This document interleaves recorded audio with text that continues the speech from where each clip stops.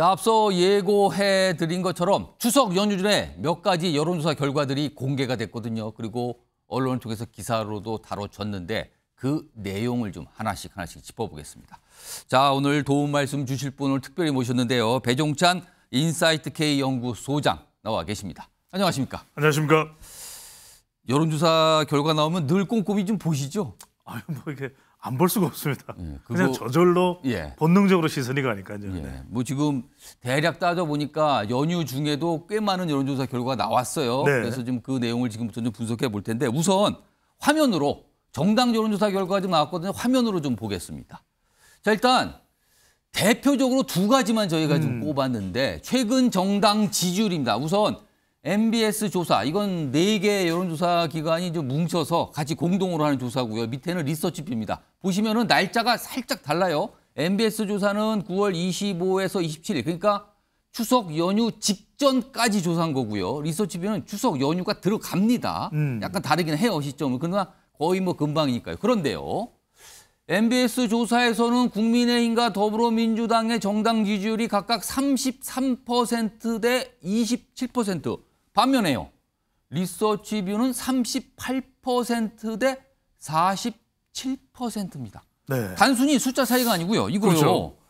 비슷한 시점에 여론조사가 됐는데 네. 아예 숫자 차이 정도가 아니라 방향이 달라졌어요. 우열이 달라졌습니다. 그렇죠. 이거 왜 이렇게 나오는 겁니까? 뭐 조금 차이가 날 수 있는 것이 이제 이재명 대표의 구속영장 기각이 이제 중간에 있었어요. 그렇습니다. 날짜에 조금 차이는 있습니다. 예. 근데 이제 대체로 MBS 여론조사는 전화면접 조사고 또 이 리서치뷰 조사는 자동응답 조사예요. 그러면 근데 이게 이제 쉽게 말해서 전화응답이라는 거는 누가 조사를 하시는 분이 전화 통화를 직접 해서 제가 누군데요, 지금부터 뭐 좀 물어볼게요 하는 거죠. 그렇죠. 이게 전화면접이 직접 물어보는 조사는 두 정당이 큰 차이가 없어요.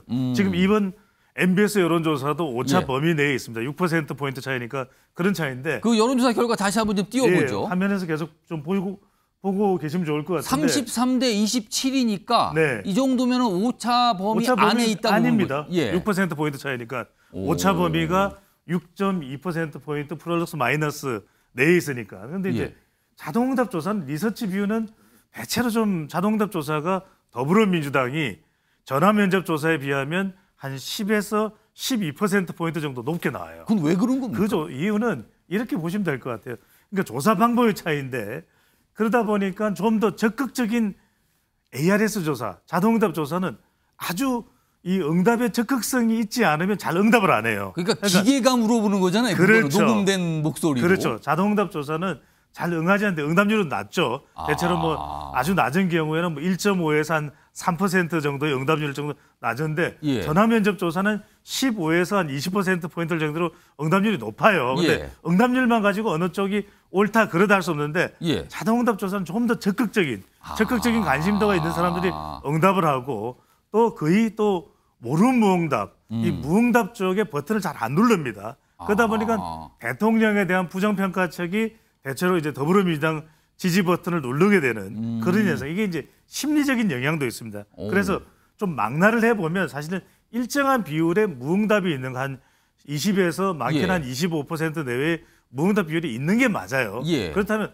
어느 조사가 맞다 틀리다를 떠나서 대체로 지금 조사를 내보면 자동응답 조사는 좀 더 아주 적극적인 응답자층이 많이 들어가 있는 그런 경우고 전화면접 조사는 추세로 볼 때 두 정당의 지지율이 비슷하게 나오니까 좀 추세로 본다면 전화면접 조사를 좀 기준으로 해서 보시는 것이 총선이나 선거를 좀 예측하는 데는 좀 더 도움과 보탬이 되지 않을까. 어느 쪽이 옳다 그러다가 아닙니다. 예. 대체로 전화면접 조사를 좀 기준으로 보시는 게 좀 더 유권자의 전반적인 예. 성향에 맞는 분석으로 좀 참고를 하실 수 있을 것 같아요. 그러니까 예를 들어서 뭐 이런 쪽에 종사하시는 분이야 다양한 여론조사를 다 보시니까 뭐 문제가 없지만 예를 들어서 좀 시청자분 계시면은 특정 여론조사만 보고 이거 좀 어느 정당이 앞서는 거야 이렇게 판단할 수 있잖아요. 이거 그렇죠. 신뢰성을 어떻게 담보해야 되는 겁니까? 그러니까요. 그것 때문에 상당히 난감합니다. 이 부분에 대해서 명확하게 답을 내주면 좋은데 예. 대체로 자동응답 조사의 경우에는 더불어민주당 야당 쪽이 좀 높게 나오고. 지지가 좀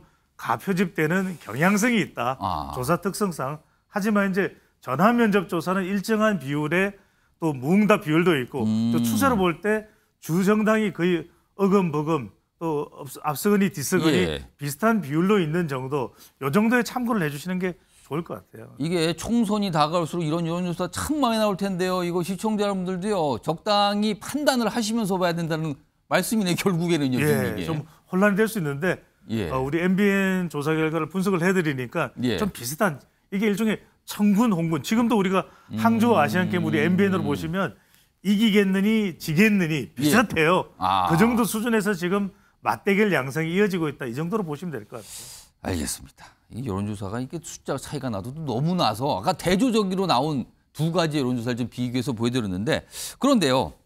아까도 여론조사 그 기간이 살짝 며칠 다르긴 했지만 이재명 대표의 구속영장이 기각이 됐거든요. 네. 이게 앞으로 여론에는 어떻게 영향을 좀 미칠 거라고 보십니까? 민주당 지지층들이 또 좀 더 결집하는 계기가 되겠죠, 아무래도. 뭉친다는 겁니다. 왜냐하면은 기각이 됐기 때문에 예. 그동안 이재명 대표가 또 민주당 측에서 주장을 해왔던 정치 보복이다, 야당 탄압이다. 이렇게 되면 중도층 일부도 조금 민주당 지지 쪽으로 옮겨올 수 있어요.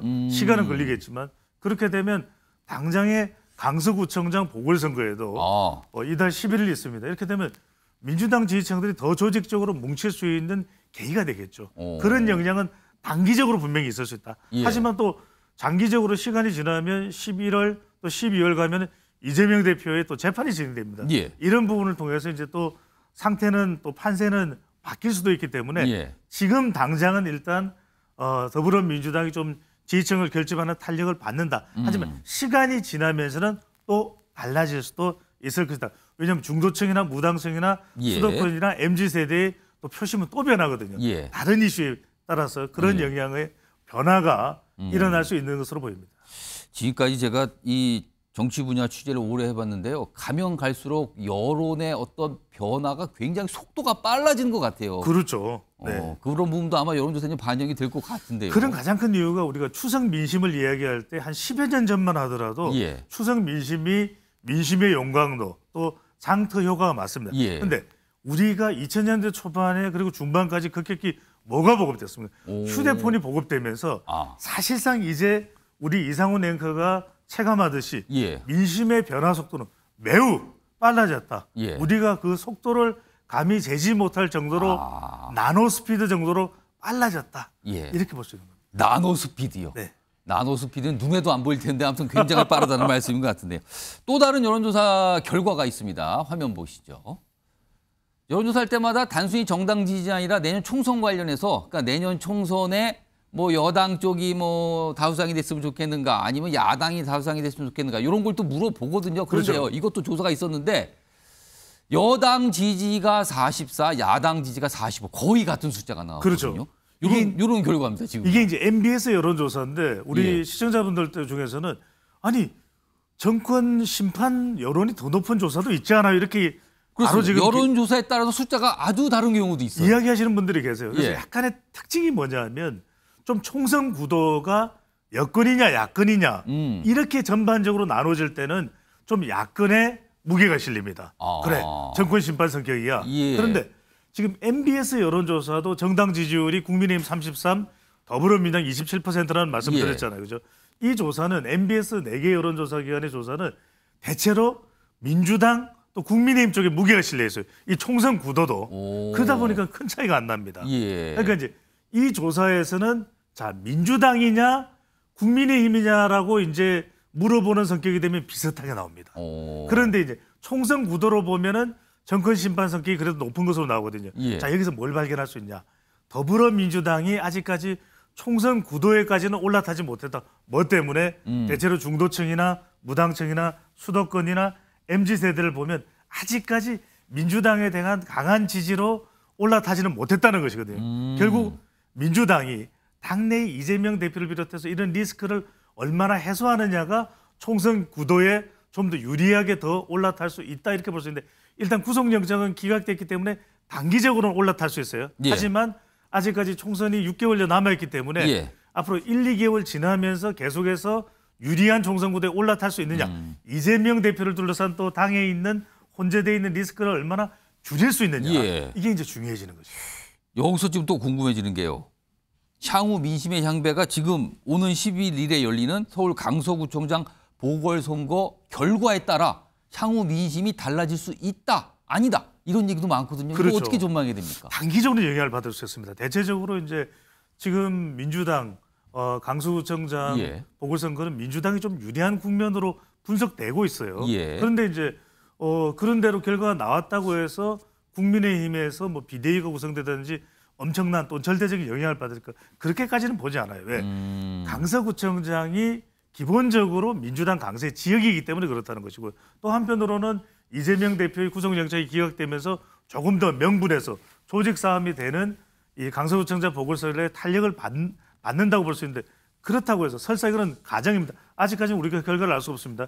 국민의힘이 진다고 해서 국민의힘에서 지도부가 교체되는 정도의 후폭풍이라는 그렇게 보지는 않아요. 왜?